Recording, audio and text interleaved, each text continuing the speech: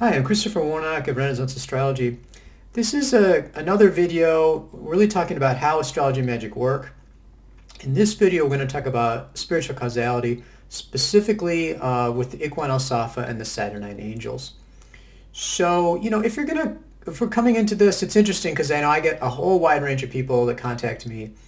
Some people are super sophisticated, other people, they know about astrology or whatever. But I'll sometimes get like a super newbie and they'll ask me, it's like, well, how does it work? Say, how does astrology work? How do the talismans work? And, the tendency is to kind of like, "Bleh," like what it's, sort of silly question. But that's actually a really good question, and it's something that, most modern astrologers and magicians that don't think deeply about this. And, there's a tendency to sort of make these automatic assumptions about things, and those automatic assumptions are going to be based on unconscious atheistic materialism.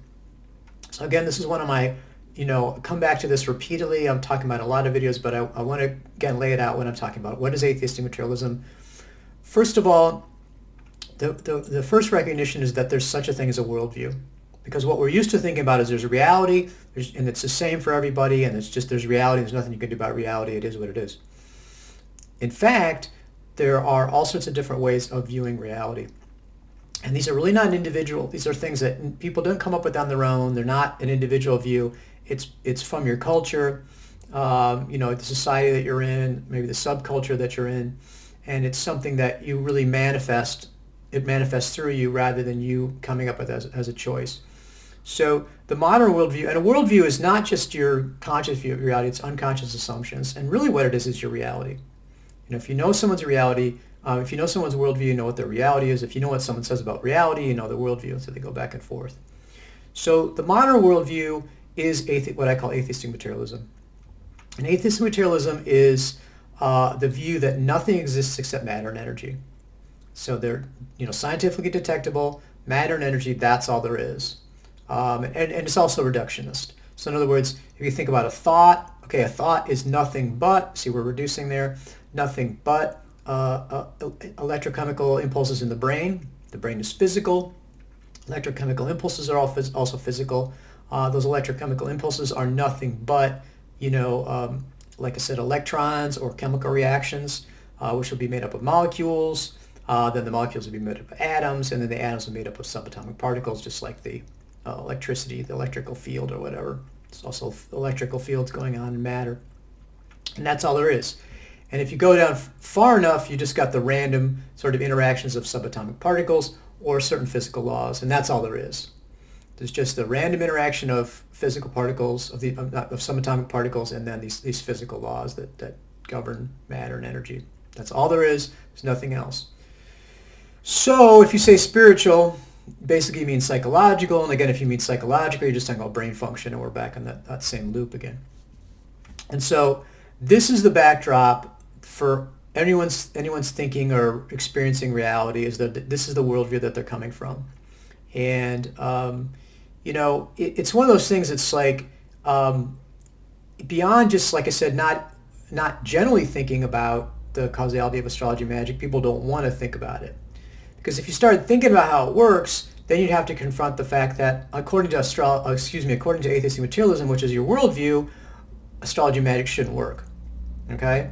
So this is a fundamental problem for people that's mostly dealt with by just ignoring it.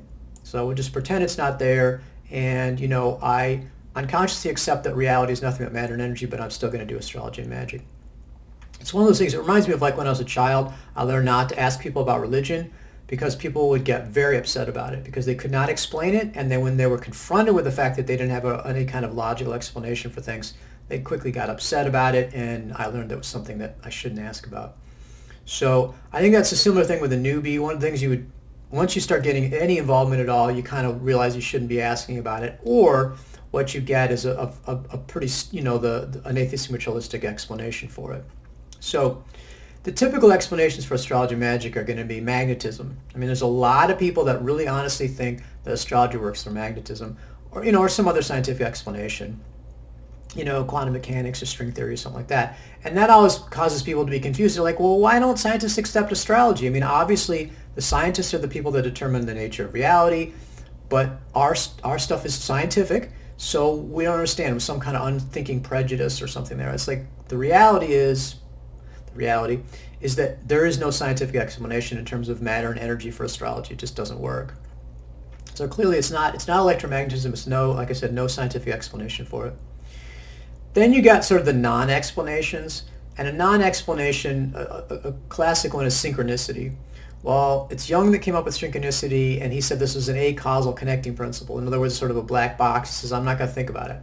So that's, again, we're back to I'm not thinking about how it works, but I'm not thinking about it. I'm not going to think about the causality. The other one I get a lot is symbolic. So, and that, again, is not an explanation. I mean, if it's symbolic, it's not really real, right? I mean, it's sort of like that's just a symbol. It's like that's a symbolic act. It means it's not a real act. I mean, so it seems very strange. It's like, what's the causality if it's symbolic? Again, a non-explanation explanation. The more sophisticated and the standard explanation is spiritual energy. So it's like energy, the electromagnetic energy or, gravity or whatever, the scientific energy, but it's spiritual. So, the scientists can't detect it, but that's okay because it's still basically an energetic explanation. And again, that's very attractive because you don't have to step too far away. I mean, one of the things about that, like I said, is that, people don't really understand energy anyway, okay? I mean, you think about it, I mean, there's this view of that there's this solid stuff there.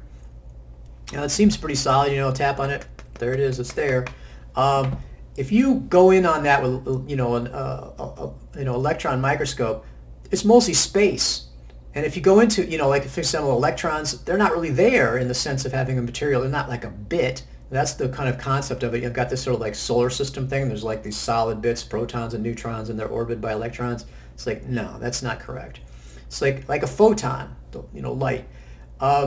It's a wave and a particle, and it has no mass. It's like, whoa, that's not anything that I can even wrap my head around as far as what that is.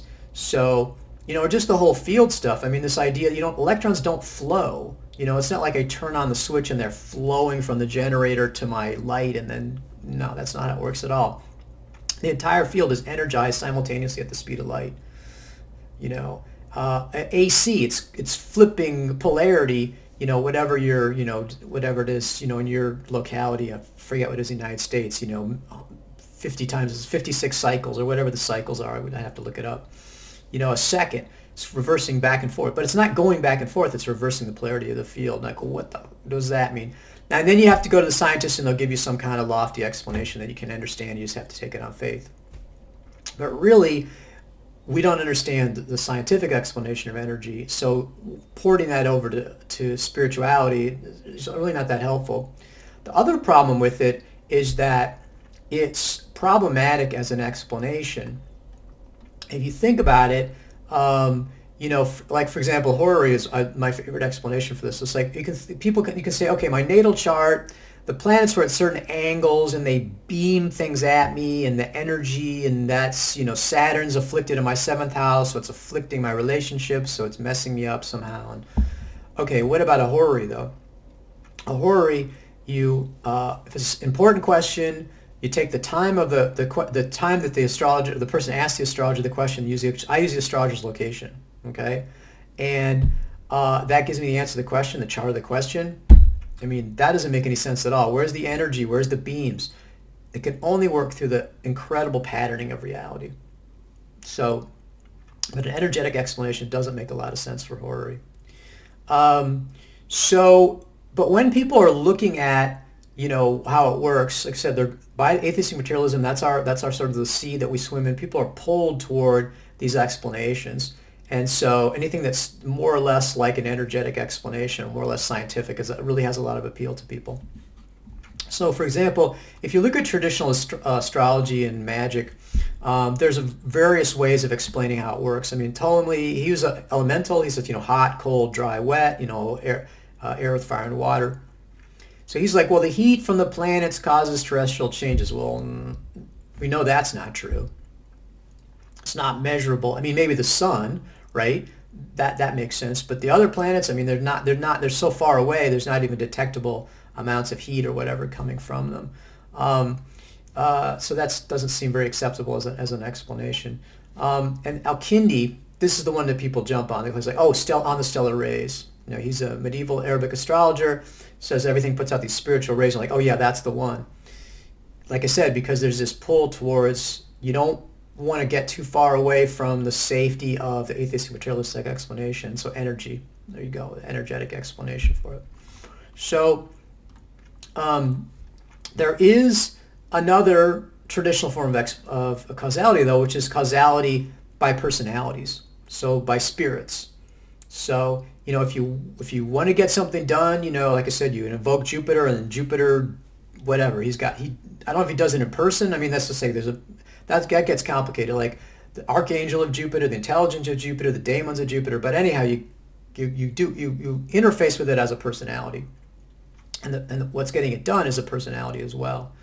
So this is not an explanation that's really highlighted in the sources that we tend to see. I mean, the scholars are really pulled toward atheistic materialism because that makes sense to them, because obviously this is all garbage except for the sort of quasi-scientific stuff that they like that. And also modern astrologers are going to, again, be pulled toward a more, energetic explanation.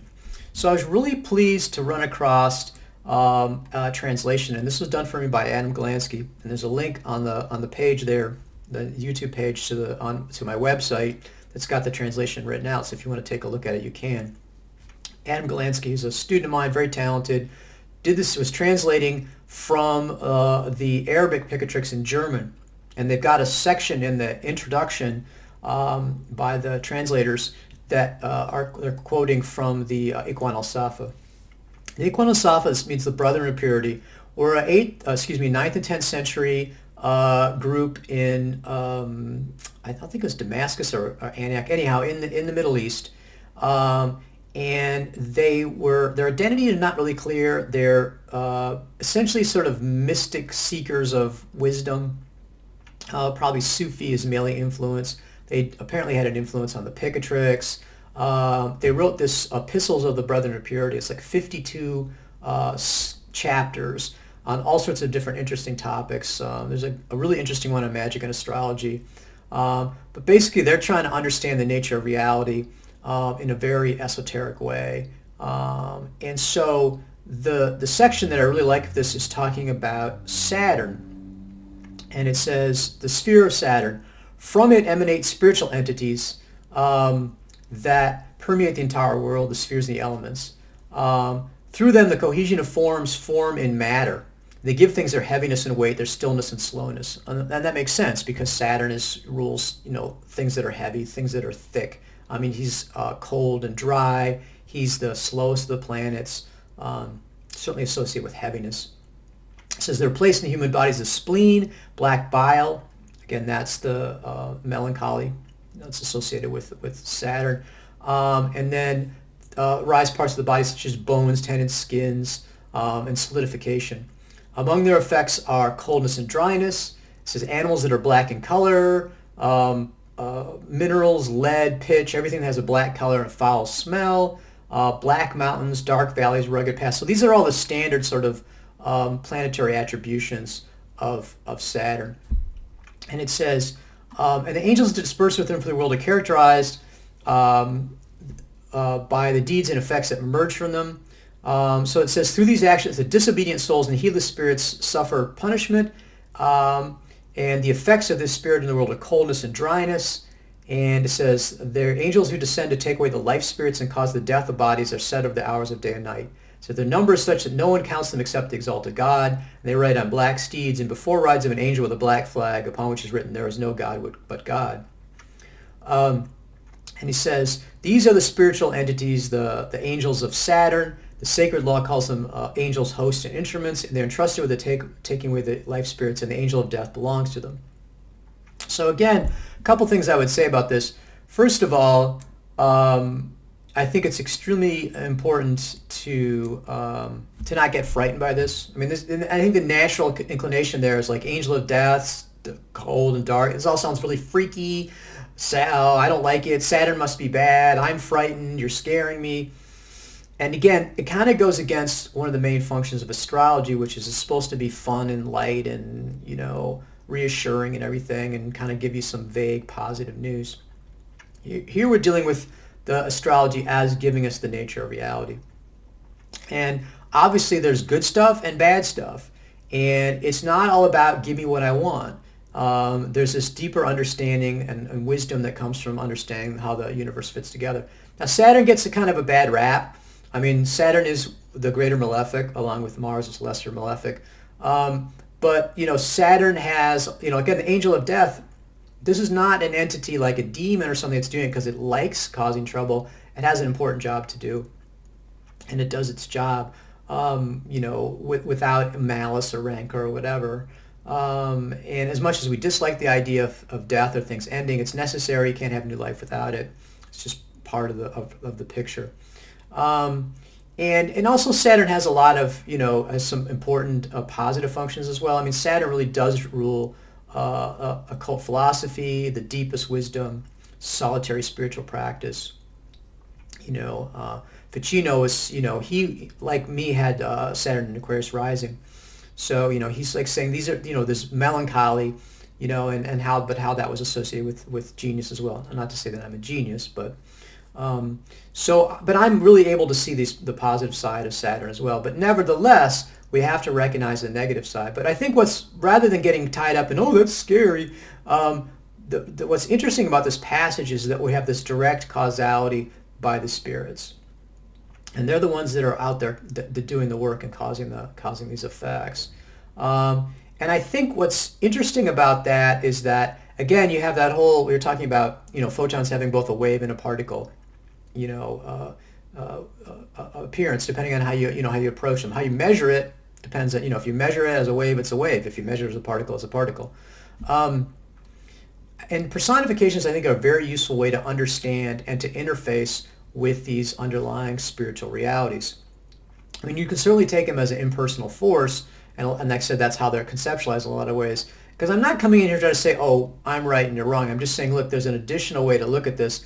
And if we're coming at this from a view of not coming from atheistic materialism, but actually saying this stuff works, that spirituality is logical, then this is an understanding, you know, of a model that we want to be able to engage with. So, I mean, if you think about it, it's funny because, you know, Mother Nature, I mean, scientists will talk about that all the time and sort of in a joking way, but it's actually a useful way of understanding nature. It's sort of personality, you know, don't mess with Mother Nature, that sort of stuff. I read a really interesting book recently. It was talking about the North America after the asteroid hit 65 million years ago at the end Cretaceous extinction. It's talking about pine trees. And, you know, pine trees evolved before the flowering trees, the angiosperms. And so they had a tendency to sort of out-evolve the pine trees.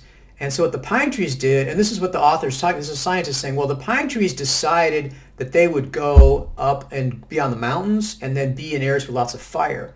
And so they're adapted to deal with forest fires because they, you know, they don't get hurt by the fire as much. In fact, some pine trees actually need a forest fire in order for their you know, the pine cones to mature, to split. So it's interesting because, I mean, if you confronted the author like, oh no, there's not you know, they're not intelligent, it's just randomly happening. But it's like, no, they are able to. There's an intelligence manifesting at that level. So another way to think about it, I think, is like the COVID virus. I mean, you know, it's a virus, right? I mean, it can't be very intelligent. It's just, you know, it's not even a cell. It has to take over cells. But during COVID, there's this rapid, you know, evolution of, as soon as we come up with a new vaccine, the COVID would figure out a way to get around it. It's like randomly, I mean, it was smart. I mean, you've got all these scientists working on doing their best to come up with these countermeasures, and the COVID just getting around it. So there's an intelligence manifesting there, you know. And if we want to think of it as a personality, that is, again, a useful interface. And if you really want to push it, you know, in the Buddhist view, you know, this idea of no self. So the idea that humans are an individual person. A lot of times, when you're dealing with people, I mean, how many times have you talked to somebody and just, you read it in New York Times and they're just repeating it, you know, or they got it, you know, the memes or whatever. They're executing algorithms. Like when you drive, right? You don't even pay attention. You're automated. So much of our life is this automated stuff. It's like, how much of it is really us? And how much of what's uniquely us is just the combination of these disparate elements. So nevertheless, it's useful to interface with people as, you know, as a person. But you can interface with your cat that way.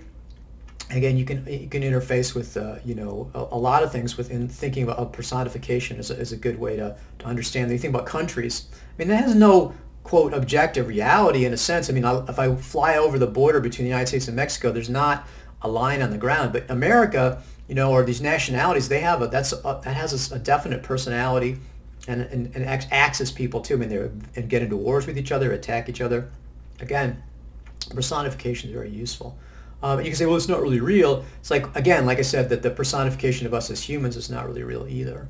So I just wanted to put that out there, and I'd take a look at that section on Saturn if you can do it without getting freaked out about Saturn, or if you can, if you want to. You don't need to do a Saturn if you don't want to.